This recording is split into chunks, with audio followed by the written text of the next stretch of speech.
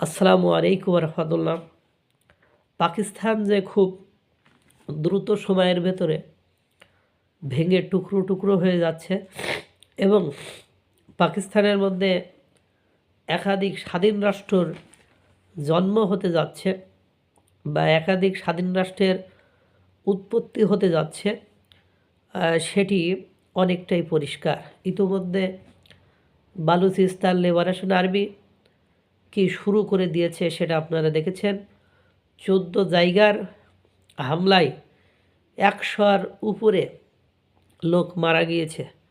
তার মধ্যে 57 জন না 97 জন শুধু পাক পাক সেনা, যে 57 জন না 97 জন শুধু পাক সেনা, অর্থাৎ পাকিস্তানি বাহিনী, পাক হানাদার বাহিনী, বাংলাদেশের মানুষ তাদেরকে বলতো পাক সেনা মারা গিয়েছে। এর মধ্যে পাকিস্তানের উত্তর পশ্চিমাঞ্চলে আতঙ্ক ছড়িয়ে পড়েছে। সম্ভাব্য সামরিক অভিযানের শঙ্কায় হাজারো মানুষ ঘরবাড়ি ছেড়ে নিরাপদ আশ্রয়ের খোঁজে ছুটছে। খাইবার পাখতুনখোয়া প্রদেশের আফগানিস্তান সীমানা সংলগ্ন দুর্গম পাহাড়ি এলাকা তিরাহ উপত্যকায় সাম্প্রতিক সপ্তাহগুলোতে এই উদ্বেগ তীব্র আকার ধারণ করেছে। স্থানীয় বাসিন্দাদের দাবি, ওখানে যারা আছে তাদের দাবি, মসজিদে মাইকিং করে পরিবারগুলোকে এলাকা ত্যাগের নির্দেশ দেওয়া হয়েছে। অনেকে সরকারি কর্তৃপক্ষ যদিও বলছে যে তীব্র শীত ও তুষারপাত উপেক্ষা করে নারী শিশুসহ হাজারো মানুষকে নিকটবর্তী শহরগুলোতে আশ্রয় নিতে বাধ্য হয়েছেন, এর কথা বলছে। কিন্তু বাস্তবতা সেটা নয়।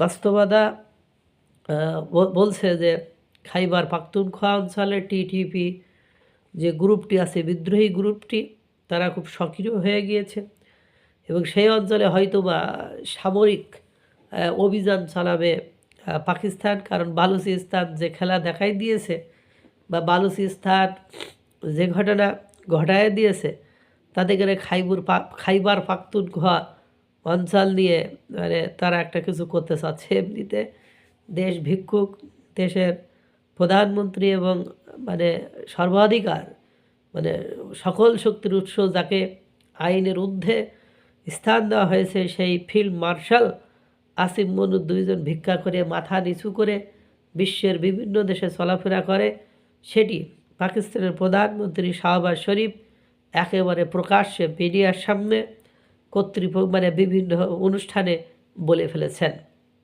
এই মুহূর্তে তাদের সামনে সকল দরজা এক এক করে বন্ধ হয়ে যাচ্ছে।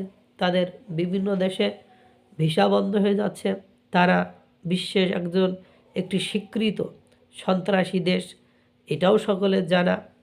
আর এই যে দেশের মাইকিং করে, মসজিদে মাইকিং করে নারী শিশুসহ তাদেরকে সেই অঞ্চল ছাড়ার জন্য বলা হয়েছে। অর্থাৎ আপনারা বুঝতেই পারছেন যে খাইবার পাখতুনখোয়া অঞ্চলে তেরাহ পাহাড়ি অঞ্চলে পাকিস্তানের কি বাজে অবস্থা। অর্থাৎ পাকিস্তান অতি সত্বর টুকরো টুকরো হতে যাচ্ছে। বালুচিস্তান যা শুরু করেছে, তাতে করে বালুচিস্তান লিবারেশন আর্মি যা শুরু করেছে, তাতে করে ওই অঞ্চল হয়তো বা অতি সত্বর স্বাধীন হয়ে যাবে এবং খাইবার পাখতুনখোয়া অঞ্চল ওই একই পথ অনুসরণ করে ওই দিকে হাঁটবে।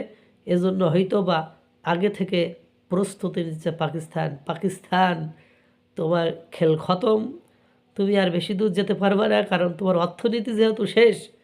যার অর্থনীতি নেই তার আর কোনো শক্তি নেই। আল্লাহ তাআলা সকলকে ভালো রাখুক, সুস্থ রাখুক। আসসালামু আলাইকুম রহমতুল্লাহ।